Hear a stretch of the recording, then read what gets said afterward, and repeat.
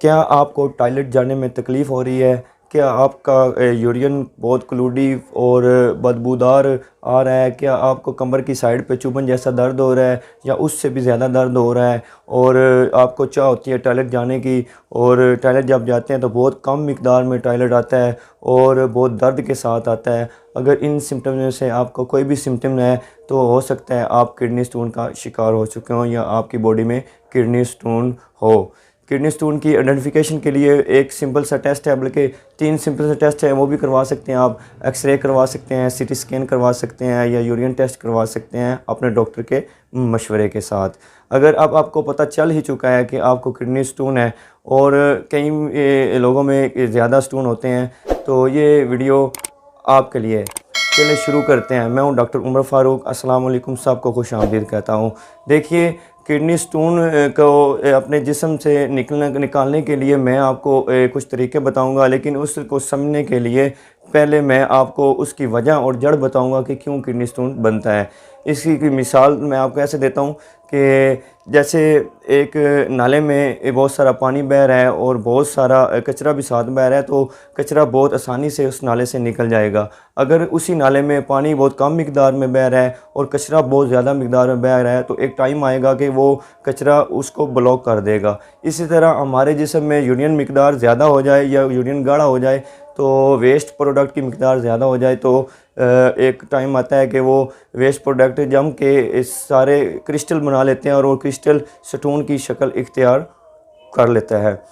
اسی طرح اس کی ایک اور وجہ بھی ہے کہ جب آپ ٹھنڈا پانی پیتے ہیں، اس کی وجہ سے بھی یورین میں زیادہ مسئلہ بننا شروع ہو جاتا ہے، یورین گاڑھا شروع ہو جاتا ہے۔ اس کی وجہ سے جسم میں وہ مقدار پانی کی کم ہو جاتی ہے اور ویسٹ پروڈکٹ کی مقدار زیادہ ہو جاتی ہے، اور اس کی وجہ سے وہ ایک کرسٹل اور سٹون کی شکل اختیار کر لیتا ہے۔ اور اس کی ایک اور وجہ بھی ہے کہ مثال کے طور پہ جب کیلشیم اور یورک ایسڈ ان کی مقدار زیادہ بڑھتی ہے، اس کی وجہ سے بھی وہ کرسٹل مل کے ایک آکسیلیٹ اور کیلشیم مل کے ایک کرسٹل کی شکل اختیار کر لیتے ہیں، اور وہ کڈنی سٹون بنا سکتا ہے، اور وہ اس کی وجہ سے کڈنی سٹون بنتا ہے۔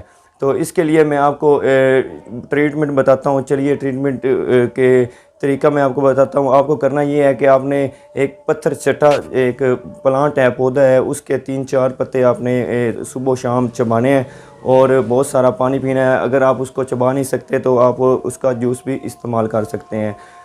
پتھر چٹا جو ہے وہ اس کے 3 سے 4 پتے صبح چبا کے کھا لیں اور 3 سے 4 پتے شام کو چبا کے کھا لیں۔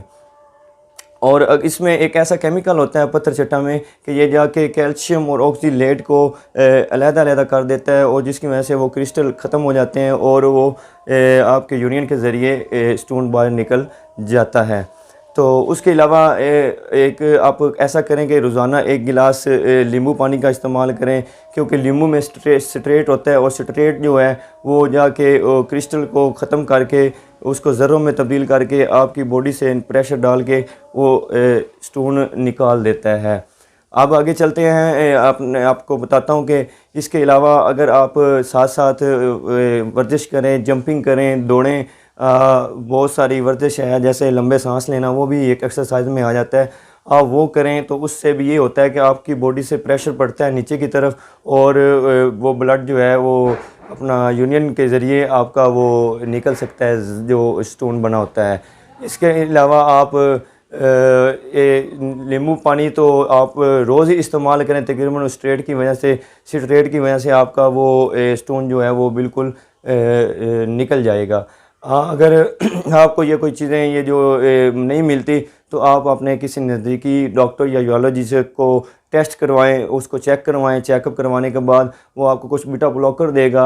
اس بیٹا بلاکر کا کام کیا ہوتا ہے کہ بیٹا بلاکر کا کام یہ ہوتا ہے کہ وہ آپ کو آپ کے یورینری ٹریکٹ کو فلیکسیبل کر دے گا، جس کی وجہ سے سٹون نیچے کی طرف آ کر وہ نیچے کی طرف نکل جائے گا بلیڈر کے ذریعے۔